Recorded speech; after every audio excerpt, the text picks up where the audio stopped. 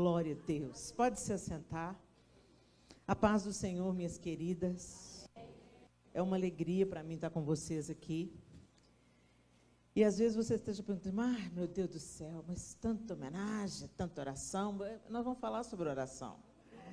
Então a gente tem que estar familiarizado com essa língua, né? Às vezes a nossa própria impaciência diante de algumas circunstâncias, elas denunciam o verdadeiro estado do nosso coração. Para nós, a oração deveria ser algo tão delicioso, tão presente, porque a oração nada mais é do que conversarmos com Deus. Existe relacionamento sem conversa, gente? Imagina você casar com uma pessoa que você nunca conversou com ela, ou que você conversa pouco com ela. Vai dar certo esse casamento? Pois é, Jesus vem aí para o casamento. Nós somos a noiva, ele é o noivo. Como é que a gente vai casar se a gente não quer namorar com o noivo? Não é? E a oração, ela é parte do relacionamento. Gente, Jesus não veio fundar uma religião. Jesus veio fazer reconciliação entre a humanidade que havia se perdido e o Deus criador de todas as coisas. E reconciliação acontece num relacionamento.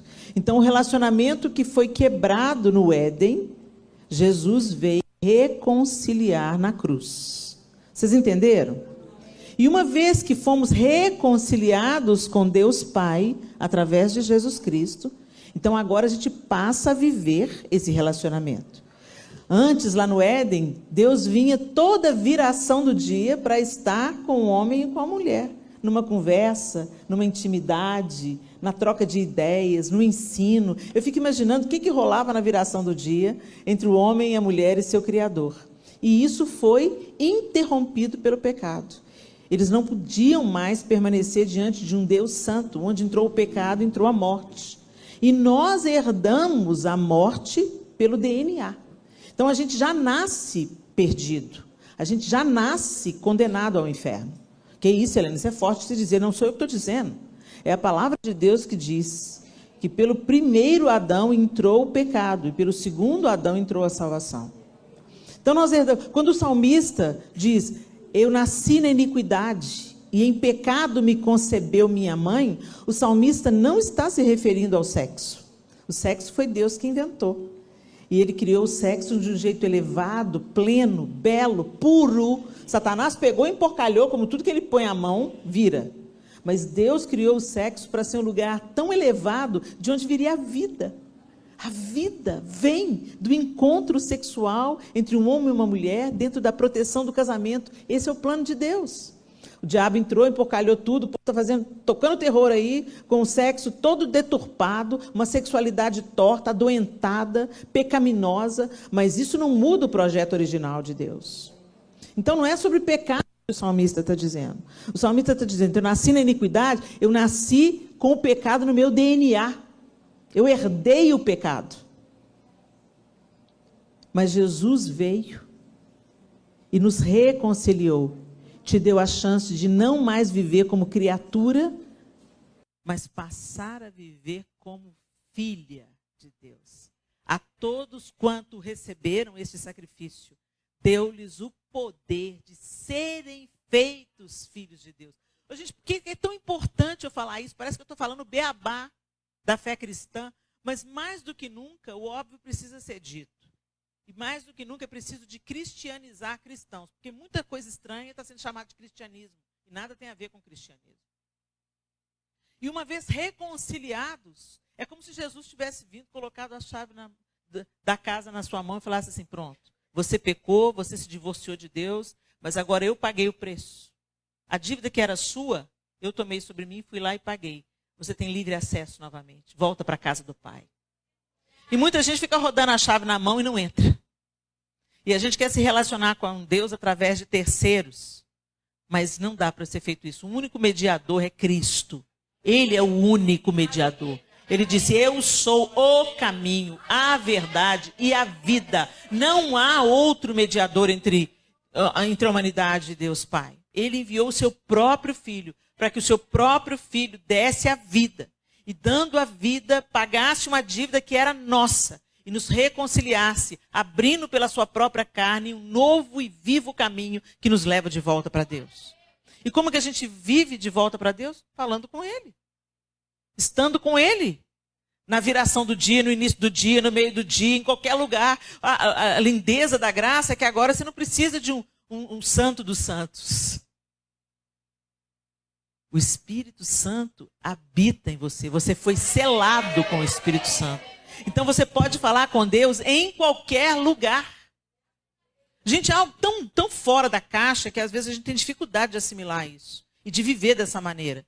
Então a gente vive buscando a muleta da religiosidade, onde você confia em você mesmo.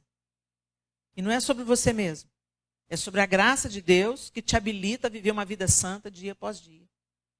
Ou a gente vive presa na religião, onde a gente confia na nossa bondade, ou a gente vive na hipergraça. Eu posso viver a vida de pecado, porque Jesus já pagou o preço, eu vou viver a vida doidado. De nenhum nem outro. Porque eu fui salvo pela graça. Agora eu entro numa vida de santificação, que responde ao Senhor, porque Ele me amou tanto. Então, eu correspondo a esse amor, amando, e amar a Deus é obedecê-lo. Dito isso, eu queria ler com vocês o texto que dá tema a essa conferência. Rod, abre aí a sua Bíblia em Atos 12. Nós vamos só relembrar por que essa conferência se chama Conferência Rod. Atos capítulo 12, a partir do verso 1, eu vou usar a NVI, a nova versão internacional, que diz assim. Nessa ocasião, o rei Herodes prendeu alguns que pertenciam à igreja com a intenção de maltratá-los e mandou matar à espada Tiago, irmão de João. Vendo que isso agradava aos judeus, prosseguiu, prendendo também Pedro durante a festa dos pães sem fermento. Tendo-o prendido, lançou-o no cárcere, entregando-o para ser guardado por 4 escoltas de 4 soldados cada uma. Herodes pretendia submetê-lo a um julgamento público depois da Páscoa. Pedro, então, ficou detido na prisão, mas a igreja orava intensamente a Deus por ele. Quem orava, gente? Intensamente. A igreja orava intensamente a Deus por ele. Na noite anterior ao dia em que Herodes iria submetê-lo a julgamento, Pedro estava dormindo entre 2 soldados, preso com 2 algemas, e sentinelas montavam guarda à entrada do cárcere. Isso que é uma prisão de segurança máxima, né? Repentinamente apareceu um anjo do Senhor e uma luz brilhou na cela. Ele tocou no lado de Pedro e o acordou. Depressa, levante-se, disse ele. Então as algemas caíram dos punhos de Pedro. O anjo lhe disse, vista-se e calce as sandálias. E Pedro assim fez. Disse-lhe ainda o anjo, põe a capa e siga-me. E saindo Pedro seguiu, não sabendo que era real o que se fazia por meio do anjo. Tudo lhe parecia uma visão. Passaram a primeira e a segunda guarda e chegaram ao portão de ferro que dava para a cidade. Este se abriu por si mesmo para eles e passaram. Tendo saído, caminharam ao longo de uma rua e de repente o anjo o deixou. Então Pedro caiu em si e disse, agora sei sem nenhuma dúvida que o Senhor enviou o seu anjo e me libertou das mãos de Herodes e de tudo o que o povo judeu esperava. Percebendo isso, ele se dirigiu à casa de Maria, mãe de João, também chamado Marcos, onde muita gente se havia reunido e estava orando. Quem, gente, estava orando? Muita gente. Muita gente se havia reunido e estava fazendo o quê? Batendo papo, gente? Orando. Pedro bateu à porta do alpendre e uma serva, chamada Rod, veio atender. Ao reconhecer a voz de Pedro, tomada de alegria, ela correu de volta, sem abrir a porta, e exclamou, Pedro está à porta! Eles, porém, lhe disseram, você está fora de si. Insistindo ela em afirmar que era Pedro, disseram-lhe, deve ser o anjo dele. Mas Pedro continuou batendo, e quando abriram a porta e o viram, ficaram perplexos. Mas ele, fazendo-lhe sinais para que se calassem, descreveu como o Senhor o havia tirado da prisão e disse, contem isso a Tiago e aos irmãos. Então saiu e foi para outro lugar. De manhã não foi pequeno o alvoroço entre os soldados quanto ao que tinha acontecido a Pedro. Fazendo uma busca completa e não o encontrando, Herodes fez uma investigação entre os guardas e ordenou que fossem executados. Depois aí no próximo trecho Deus acerta as contas com o próprio Herodes. Depois você vai continuar lendo em casa e vai se inteirar do que o Senhor está fazendo, está disposto a fazer quando o seu povo se reúne em oração. Era uma situação de crise. Gente, vale a gente lembrar que a igreja nasce num tempo político terrível. A igreja nasce dentro do judaísmo.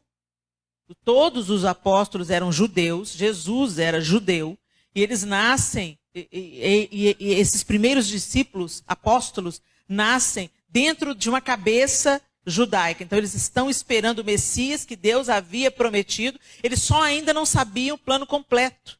Que o Messias não era apenas para restaurar a glória a Israel, não era apenas o Messias que iria libertar Israel do domínio romano, mas iria ser um Messias que iria libertar todo o mundo, não só da opressão política, mas da opressão de Satanás e das prisões do pecado. O plano de Deus era muito mais elevado, mas ali na sua nascente a igreja ainda não compreendia plenamente o que Deus estava fazendo. Mas dentro desse padrão político, os judeus eram um povo oprimido e escravizado, nesse contexto, pelo Império Romano. Eles já haviam sido oprimidos anteriormente por outros sistemas, mas nessa realidade era o Império Romano. E o Império Romano, gente, uma das coisas mais leves que eles faziam era pegar o corpo de um cristão e tacar fogo nele para iluminar a rua. Na época que Jesus foi crucificado, uma série de outras pessoas eram crucificadas por qualquer tipo de crime que o Império Romano julgasse como crime. Então, qual foi o crime que Jesus foi acusado? De se declarar rei dos judeus, e isso era uma afronta ao Império Romano. Então, por isso que ele foi morto. Vocês estão entendendo? Então, às vezes, a gente fica assustado com o tempo que a gente está vivendo e fala, nossa, que tempo terrível, que tempo difícil. Será que Deus não ouviu nossa oração? Será que Deus não está vendo? Quanta opressão, quanta injustiça. Está aí, ó, o aborto pode passar a ser uma realidade no Brasil. A ideologia de gênero está aí. Tanta coisa distorcida, tanta coisa que é mal, é recebida como bem. E tudo que é bem está sendo julgado como mal. Senhor, o Senhor não vai fazer nada, gente. É nas situações extremas que Deus está nos treinando, nos aperfeiçoando e fazendo o que nós nem imaginamos acontecer. Por exemplo, outro dia eu estava falando com o meu esposo, às vezes Deus tem um jeito diferente de fazer as coisas. Tem um tanto de gente saindo do Brasil. Eles pensam que é para fugir do sistema. Eles pensam que, não vou pagar esses absurdos de imposto, não. Vou fechar minha empresa e vou lavar banheiro lá nos Estados Unidos. Prefiro. Não vou para Portugal, Europa. Como se as outras nações também não tivessem suas crises. Como se lá fora também a tampa da panela não estivesse voando. As crises estão acontecendo no mundo todo, gente. O cenário para o anticristo se manifestar está pronto aí. Ó. O caos está sendo fomentado. Mas o povo pensa, eu estou indo para fugir. Que eu prefiro ver a maldade em outro país do que ver acontecendo com a minha própria gente. Né? A gente pensa isso. Eles não sabem de nada, gente, inocentes. Estão sendo enviados como missionários, não estão nem vendo. Chega lá, Deus, quanta gente eu conheço lá fora que fala assim, pois é, eu vim para pagar uma dívida, que a coisa estava difícil lá no Brasil, estou aqui, abri uma igreja, está há 10 anos, muitas pessoas foram salvas, alcançadas. Quando você veio para cá, você tinha plano, Deus me livre, a última coisa que eu queria ser era pastor, missionário. Deus tem os seus caminhos. Então não se desespere não, Deus está no comando. E quando parece que está dando errado, está dando certo. Quando os discípulos oraram para Jesus sendo crucificado, o que eles pensaram? Deu errado, deu ruim, ele morreu. Vamos correr, vamos trancar todo mundo dentro de casa, que nós vamos ser os próximos. Mal sabia eles que estavam por vir, que eles também iam morrer. Mas que ia ser por um nobre motivo, para o evangelho reverberar até os dias de hoje. E quando eles morreram, todos eles entregaram a vida corajosamente. Nenhum deles se acovardou. Nenhum deles se escondeu. A evidência da ressurreição de Cristo e do poder do Espírito Santo é quem os discípulos se tornaram entre a morte e a ressurreição. Quem eles se tornaram depois da ressurreição e entre o revestimento com o Espírito Santo. Mudou tudo.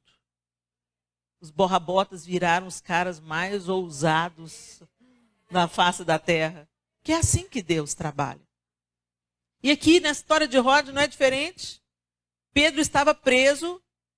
Gente, e o julgamento, a gente já sabe o resultado que ia dar o julgamento. Pedro ia ser morto. Herodes queria fazer gracinha, queria mostrar o poder dele. Como era bem típico do Império Romano. Era injusto? Era. Era cruel? Era. Mas era isso que ia acontecer. Mas ainda não era chegado o momento. E o que mudou a situação? A oração da igreja. Você tem que entender o seguinte: quando você ora, Deus vai responder o que Ele quiser. Porque a sua oração não muda o coração de Deus. A sua vida de oração alinha o seu coração ao coração dele. A gente pensa que a gente manipula Deus. Não, gente, Deus é Ele. Nós somos filhos. Ele é o Pai, nós somos os filhos. Ele é Deus, nós somos criaturas. Ok? Nós somos criados por Ele. Ele é o Criador, nós somos criaturas. Então a resposta vem dele. E nem sempre a resposta vai coincidir com aquilo que a gente espera. Nem sempre a resposta vai coincidir com aquilo que a gente acha que deveria ser o certo. Mas é aí que entra a confiança. Se Jesus falou que Deus não vai dar nunca para a gente pedra no lugar de pão e cobra no lugar de peixe, quem falou isso foi o próprio Jesus, então confia. Confia. Mas por que Deus falou não? Não sei porque Ele falou não. Às vezes não é não, às vezes é só espera. Espera, espera, espera mais um pouco, espera. Eu estou fazendo uma coisa nova, espera. E às vezes é não mesmo. Mas não, Helena, não. Por quê? Porque Deus sabe. Quem me segue aí há mais tempo já conhece a minha clássica história do Arthur e da faca. Mas se você não me conhece, eu vou contar de novo a história. O Arthur, meu terceiro filho, tinha 3 anos de idade. A Clara, minha primogênita, tinha 5. Tinha 8. E a Clara estava passando a manteiga no pão dela. Já uma criança de 8 anos. E o Arthur viu e achou uma boa ideia ter uma faca para passar a manteiga no pão. E ele falou assim, eu quero a faca.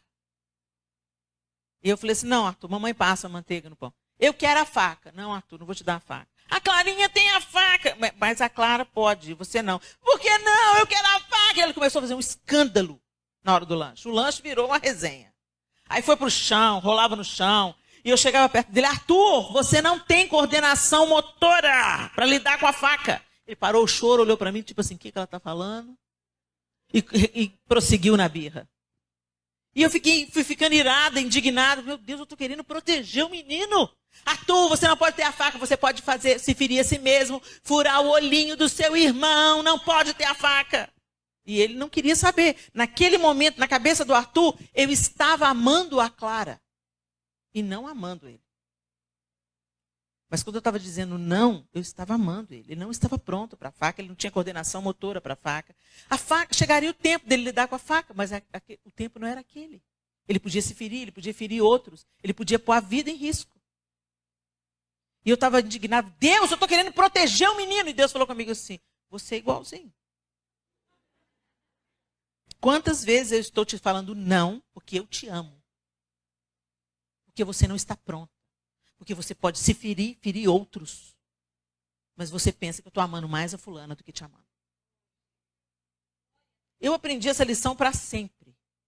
Quando Deus fala não, Ele também está te amando.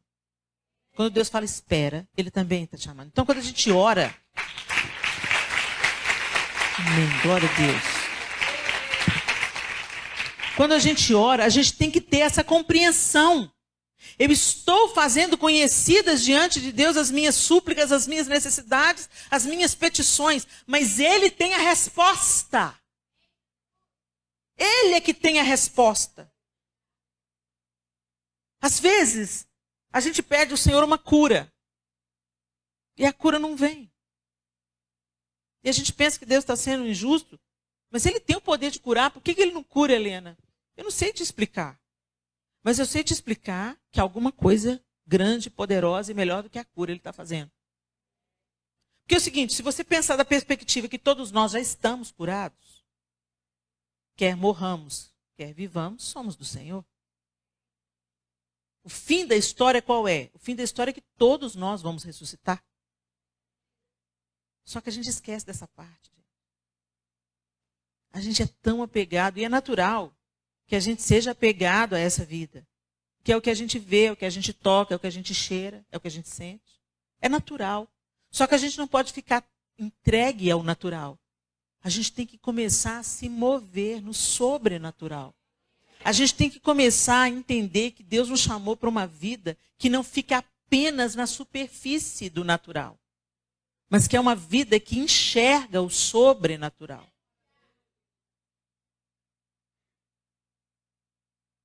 A palavra de Deus em Filipenses, no capítulo 4, você não precisa de abrir. No capítulo 4, versos 6 e 7, diz assim: o apóstolo Paulo está instruindo a igreja em Filipos. Não andeis ansiosos de coisa alguma. Em tudo, porém, sejam conhecidas diante de Deus as vossas petições, pela oração e pela súplica, com ações de graças. E a paz de Deus, que excede todo o entendimento, guardará o vosso coração e a vossa mente em Cristo Jesus. Gente, esses versos são muito poderosos e tem uma chave aqui. Não andeis ansiosos de coisa alguma. O que a gente sofre? Que a gente está sempre preocupado com o amanhã. O que eu vou vestir? O que eu vou comer? Onde eu vou trabalhar? Com quem eu vou casar? Será que eu vou adoecer?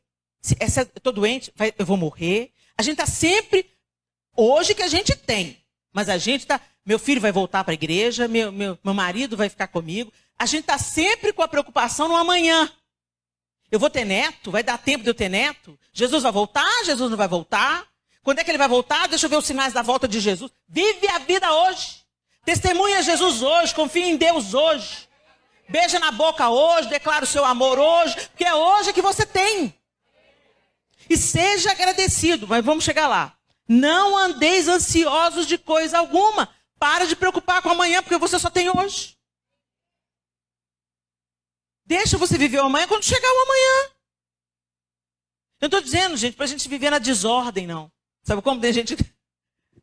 Só lembra desse versículo quando quer passar o cheque sem fundo.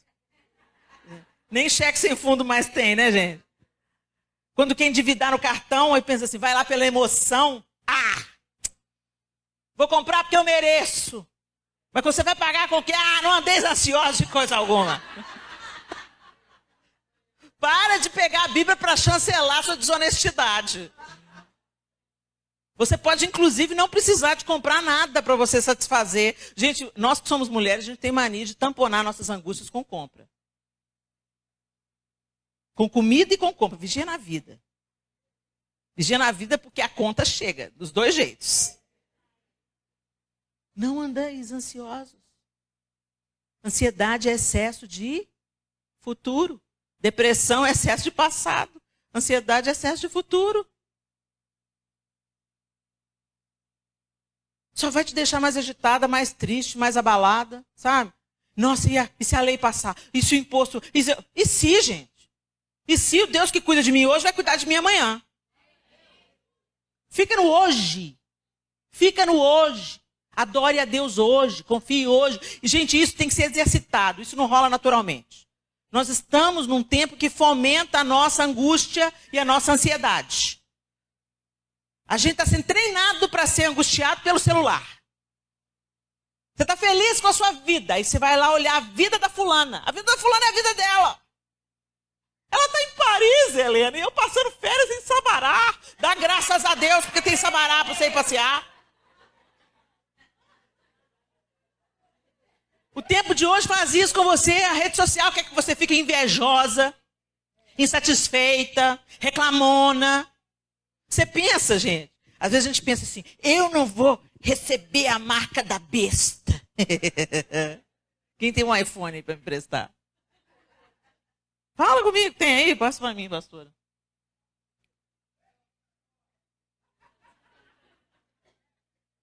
Ô, gente, não estou querendo demonizar tudo, não. Tudo é o anticristo, a besta. Mas não sejamos inocentes. O símbolo é uma fruta mordida. a marca na fronte e na mão direita. Gente, às vezes a gente pensa que vai ser uma coisa literal, a gente fica preocupada com o chip. Nós já estamos dentro do sistema do anticristo. Nós já estamos dentro do pensamento do anticristo desde que Jesus ressuscitou. É um sistema que rejeita Cristo. Você fala, Deus te abençoe. Todo mundo recebe. Mas você fala assim, vai com Jesus. Fala esse nome. Coloque esse nome no Instagram para você ver como que os seus posts vão ser reduzidos, a entrega.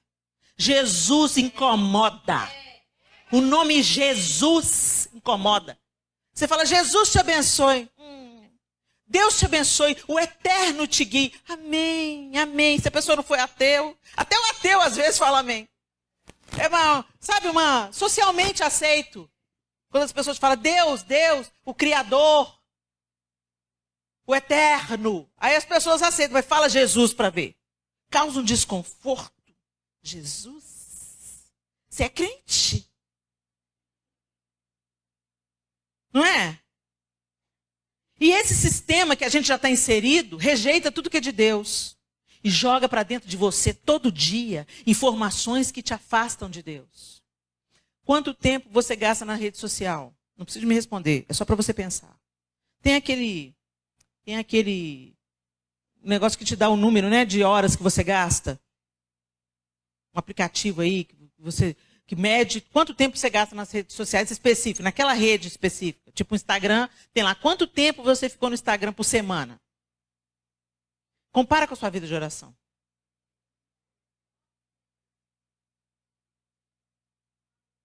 Será que a gente está sendo crente mesmo? Será que a gente está vivendo no sistema do Cristo ou no sistema do anticristo? Será que a gente prioriza as coisas eternas? Gente, a gente não prioriza. Gente, é uma luta diária. A nossa batalha espiritual é diária e é real. E a maior besteira é a gente ficar alheio a ela. Que você está levando chumbo. E está igual uma criança no meio do campo de batalha. E depois você vai reclamar para Deus que sua vida está ruim. Que está pesada, que está depressiva, que está... Ai, Deus, os dias estão ruins. Os dias estão ruins porque você não está se apegando a Deus. Você está se apegando ao sistema. Gente, é um desafio, é ou não é? Quando você levanta de manhã, a primeira coisa que você faz é bater a mão no celular. Você bate a mão no celular na desculpa de parar o despertador, ou na desculpa de olhar a hora. Dali você já pula para o WhatsApp, porque está cheio de mensagens, você tem que responder.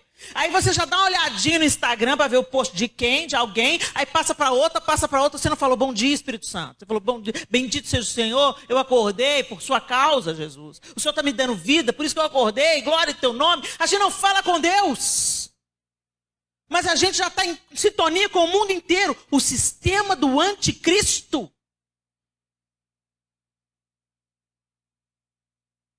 Esses irmãos estavam reunidos na casa de Maria, mãe de João Marcos. Havia uma necessidade real. Pedro estava preso, prestes a ser condenado à morte. Então o que eles fizeram? Eles começaram a orar.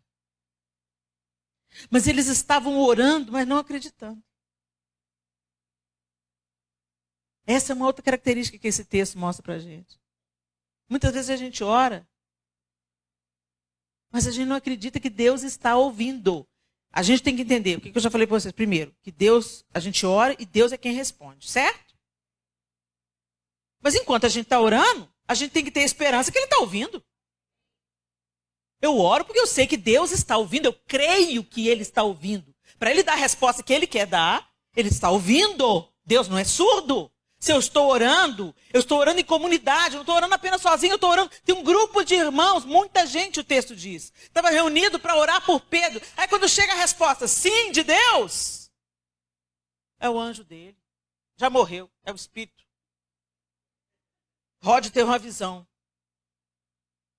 Rod estava tão empolgada com o resultado da oração. E é isso que Deus quer nos ensinar aqui.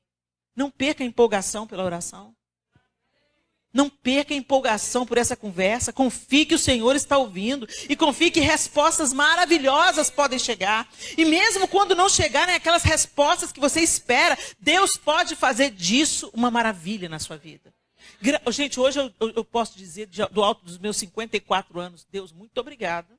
Porque o Senhor não ouviu todas, o Senhor não respondeu sim a todas as minhas orações. Obrigada pelos seus não, Senhor. Quando você olha para trás, meu Deus, que grande livramento. E você pedia, sofria, me dá, Deus, me dá. Igual o Arthur com a faca, me dá.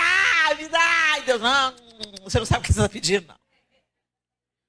Então confia, mesmo quando Deus fala não. Agora você tem que estar na expectativa de que a resposta vem. Ou sim ou não, a resposta vem. Agora a Rod estava na expectativa do sim. E ela, chegou a resposta. Agora o resto estava na expectativa do não. Porque quando o sim chegou, eles não acreditaram. Não. Coitada da Rod. Está abalada, coitada. Seja a Rod do seu tempo.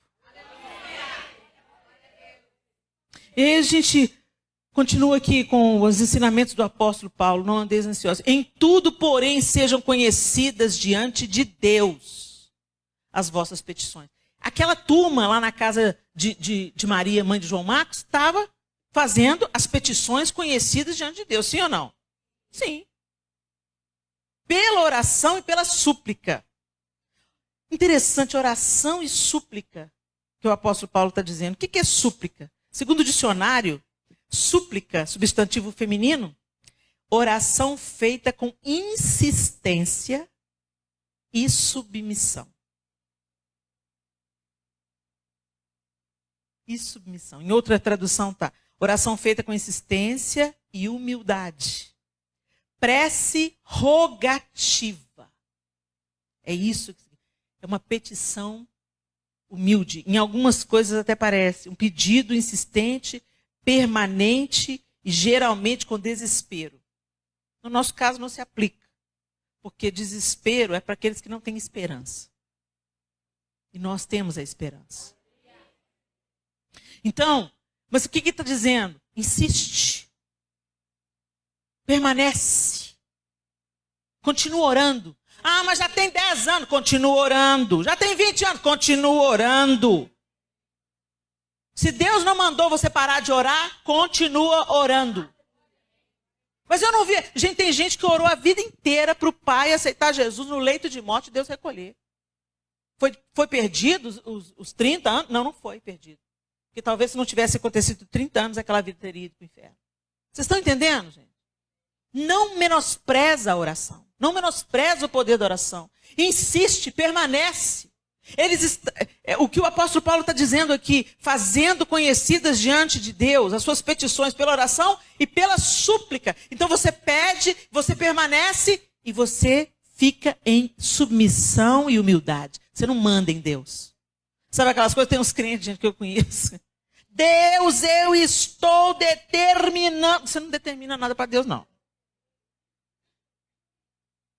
Você não determina nada para Deus, não, gente. Desculpa aí os irmãos que creem nisso, entendeu? Não estou querendo aqui desacreditar ninguém. Mas a palavra de Deus me diz que o soberano é Ele, a última palavra é dele e a decisão é dele.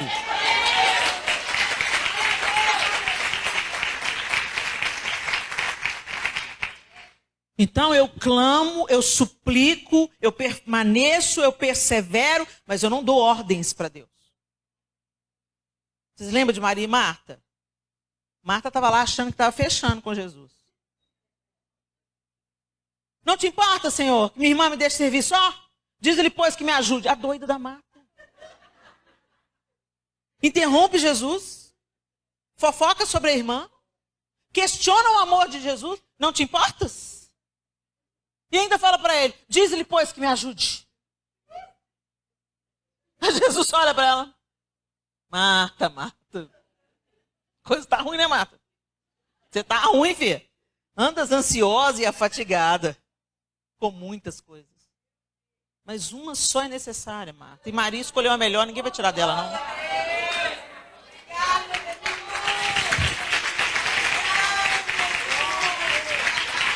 Mas como a gente é Marta?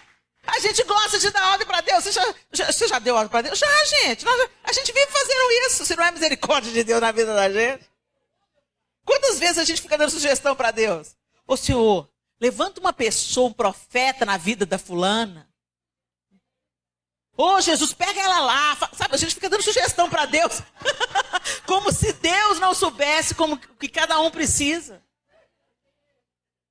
Ô Senhor, o Senhor podia pegar ele, esfregar a cara dele no muro chapiscado. A oração da vingança, né? Pega ele, frita ele, faz purê, Jesus. Mostra pra ele. Os crentes vingativos, gente. Ainda bem que o Espírito Santo traduz a nossa oração. Eu fico imaginando o Espírito Santo que ora por nós com gemidos inexprimíveis. Escuta a oração. Ó Pai, Deus, não leva em consideração essa oração. Graças a Deus que tem a tecla SAP do Espírito Santo, ele traduz as nossas orações. Ele intercede por nós, como nós não poderíamos. Mas graças a Deus que nós somos conclamados também a assumir a responsabilidade por orar e por alinhar o nosso coração. A nossa oração nunca pode ser por interesse pessoal, gente. Apenas. O Senhor nos ensina, vocês pedem e não recebem, porque vocês pedem mal. Pedem só para os seus deleites e prazeres. Isso também deixa para a gente um outro padrão de oração. Não é só sobre nós, não ora só por você, não. Ora por você e ora pela sua amiga que está passando pelo mesmo problema. Ora pelo seu filho que está desviado e ora pelo filho da outra que está desviado também. A oração não é egoísta, gente. Esse povo estava reunido na casa de Maria para orar por uma causa que não era deles, era de um irmão que estava preso. A gente tem que sair, sabe, do nosso próprio umbigo, dessa fé egoísta, que faz de Deus o Papai Noel e eu quero receber todos os presentes só para mim e para os meus. Não tem nada a ver com o cristianismo isso. Nós temos que nos envolver com as causas do nosso tempo. Nós temos que orar pelas crianças que estão sendo abusadas. Nós temos que orar por aquelas pessoas que estão no nosso raio, na nossa vizinhança, na nossa rua. Ô Senhor, abençoa essa rua, Senhor, que haja conversão. Vai passando nas casas, tá? Ó Deus, em nome de Jesus, sela essa família com a tua salvação. Ó Deus, me dá uma oportunidade para pregar o seu evangelho aqui. Me dá uma estratégia, me dá uma oportunidade. Sabe, gente, a gente tem que sair da nossa... meu caso, a minha doença, o meu filho, a minha casa, o meu plano, o meu sonho, as minhas férias. Imagina se Deus pensasse assim, né? Deus amou, então Ele deu o seu Filho unigênito. Se nós amamos, nós não vamos viver a vida só para a gente, não. Nem orar só por nós também, não. Pela oração e pela súplica, com ações de graças. Ações de graças. A gratidão faz parte da oração. Toda oração, ela não pode ser só uma petição. Às vezes a gente olha só para aquilo que a gente não tem. Só para as coisas que não são de acordo com aquilo que a gente queria. E a gente não enxerga os presentes cotidianos de Deus na nossa vida. Você acordou hoje? Foi pela misericórdia de Deus. Você só está vivo aí porque Deus te deu vida. Respira aí.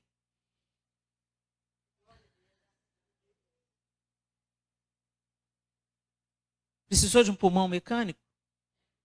Glória ao nome do Senhor. Você comeu hoje? Pelo menos uma refeição? Glória a Deus. Você sente o gosto das coisas? Privilégio, hein? Você faz xixi sozinha? Olha que bênção. Não tem uma sonda? Uma fralda?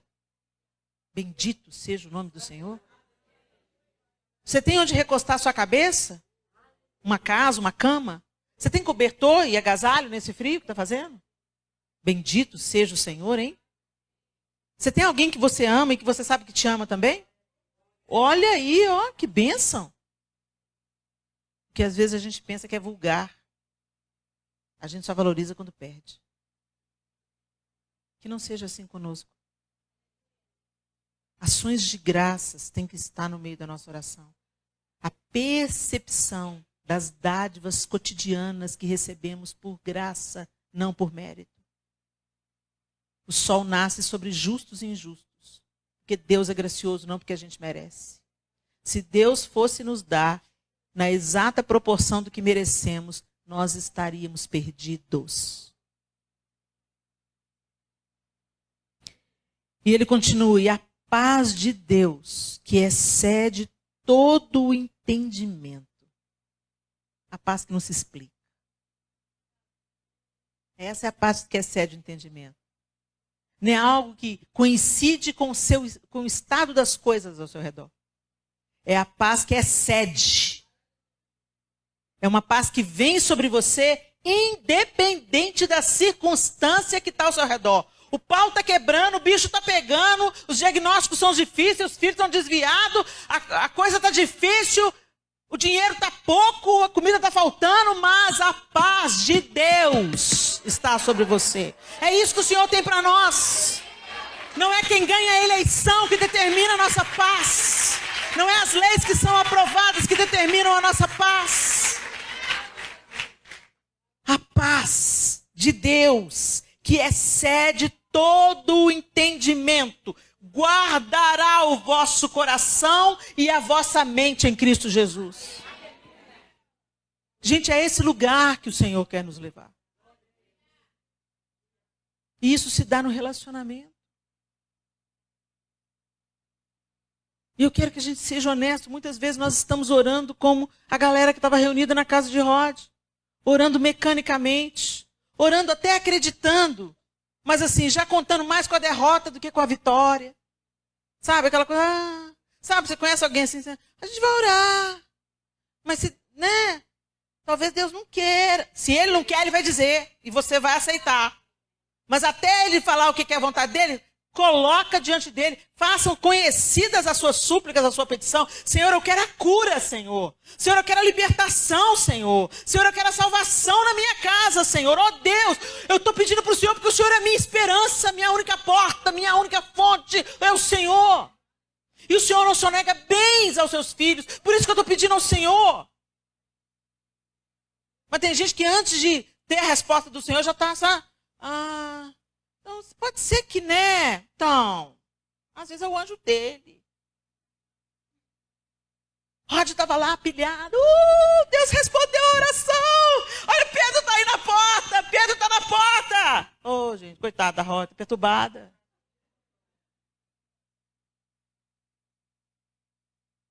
É isso que, às vezes, a oração religiosa faz com a gente. A gente ora por hábito.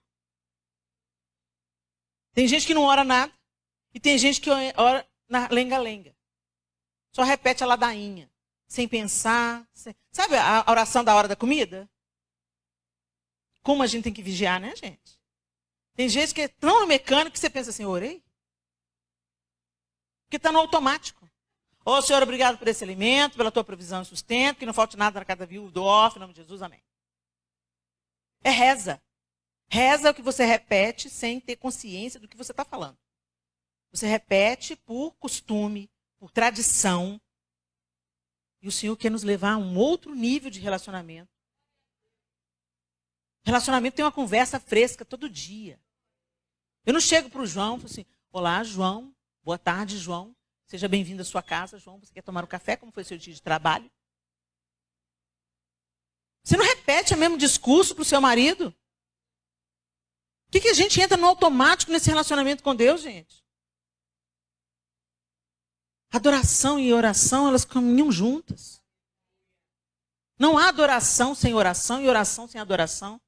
E eu tenho que enfatizar isso, adoração não é música. Adoração é amor extremo, revelado em tudo o que se faz. Se eu estou trabalhando é para a glória de Deus, se eu estou aconselhando é para a glória de Deus, se eu estou cozinhando para os meus filhos é para a glória de Deus, se eu estou namorando o meu marido é para a glória de Deus, se eu estou ouvindo a irmã é para a glória de Deus, se eu estou fazendo um bolo para missões é para a glória de Deus, se eu estou tocando na igreja é para a glória de Deus. É tudo que você faz com Deus na centralidade da sua vida. E não tem como Deus ocupar a centralidade da sua vida se você não ora. Jesus orou. E com isso eu quero encerrar. Lucas 9, 28 e 29 descreve o monte da transfiguração. Mais ou menos uma semana depois de ter dito essas coisas, Jesus levou Pedro, João e Tiago e subiu o monte para orar. Enquanto orava, O seu rosto mudou de aparência e a sua roupa ficou muito branca e brilhante. É a descrição de Lucas 9, 28 e 29. Enquanto Jesus... Quem está orando, gente? Jesus é filho de Deus? Jesus santo? Jesus sem pecado? Jesus orava. Você acha que não precisa orar por quê? Se Jesus precisava de orar para estar em comunhão plena com o Pai, o que te faz acreditar que você não precisa orar? Ou que a oração dos outros por você vai ser suficiente?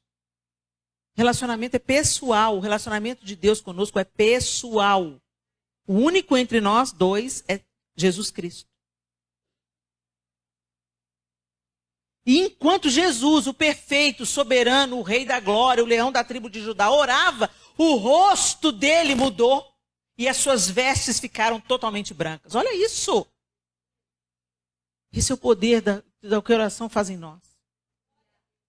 A oração também transforma o nosso coração. A vida de oração transforma a nossa aparência. A vida de oração nos santifica. Quando nós entramos na frequência de Deus e não na oração religiosa, onde a gente se sente melhor do que os outros, porque a gente ora 3 horas por dia. Não é sobre a quantidade das nossas orações, mas sobre a intensidade da sede que nos leva a desejarmos a conexão com Deus através da oração. Feche os seus olhos.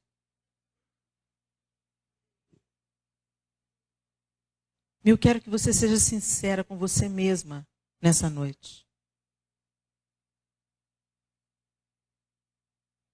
Como é que está a sua vida de oração? Não seja hipócrita na resposta.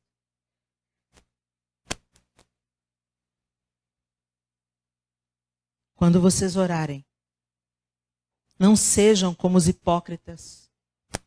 Eles gostam de ficar orando em pé, nas sinagogas e nas esquinas, a fim de serem vistos pelos outros. Eu asseguro que eles já receberam sua plena recompensa. Mas quando você orar, vá para o seu quarto, feche a porta e ore a seu Pai que está em secreto. Então seu Pai, que vê em secreto, o recompensará. E quando orarem, não fiquem sempre repetindo a mesma coisa, como fazem os pagãos. Eles pensam que por muito falarem serão ouvidos. Não sejam iguais a eles, porque o seu Pai sabe do que vocês precisam antes mesmo de pedirem. Vocês orem assim: Pai nosso, que estás nos céus. O Pai não é meu, o Pai é nosso. O mesmo amor que Deus tem por você, Ele tem pelos outros. Pai nosso. Não é uma oração egoísta, é nosso. Santificado seja o teu nome. Que em toda a terra o seu nome seja santo. Através do testemunho da tua igreja. Venha o teu reino. Que seja do jeito que o Senhor quer, Senhor, e não do jeito que eu quero. Seja feita a tua vontade. Assim na terra como no céu. Dá-nos hoje o pão nosso de cada dia. Eu não estou preocupada com o arroz de amanhã. O Senhor que proveu hoje vai prover amanhã.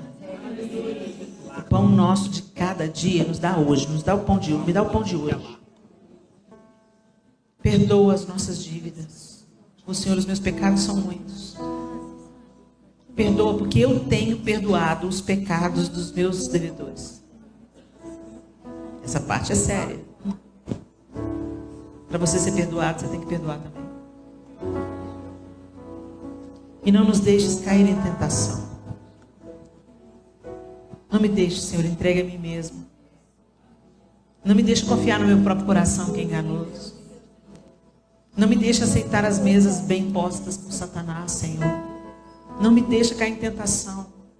Não me deixa ser engolida pelos cuidados dessa vida, como a semente que caiu à beira do caminho no meio dos espinhos. Não me deixe cair em tentação, Senhor. Nem dos pecados escandalosos, nem dos pecadinhos de inveja, mentirinha, maledicência. Livra-me do mal. Porque teu é o reino. Aleluia. O poder. Glória a Deus. E a glória. Para sempre. Glória a Deus. Glória a Deus. Espírito de Deus, ensina-nos a orar. Nos dê um coração de Rod, Senhor. Um coração que ora com a expectativa de ver o milagre acontecendo. O Senhor ainda é o mesmo Deus que abre cadeias, que liberta os cativos, que cura os enfermos, que muda destinos, que restaura pecadores. O Senhor é o mesmo Deus. Nós aqui ficamos tão conformados ao sistema do anticristo. Joga luz nas trevas do nosso coração e da nossa mente, Deus. E ensina-nos a orar. Espírito de Deus, ensina-nos a orar. Não uma oração autocentrada e egoísta, mas em convergência com aquilo que o Senhor está fazendo no planeta hoje, em concordância com aquilo que está pulsando no teu coração. Que oremos pela nossa casa e também oremos pelos outros com o mesmo amor e devoção, e que confiemos plenamente que a tua resposta e a tua vontade é boa, é perfeita e agradável. Em nome de Jesus. Amém e amém. Deus abençoe.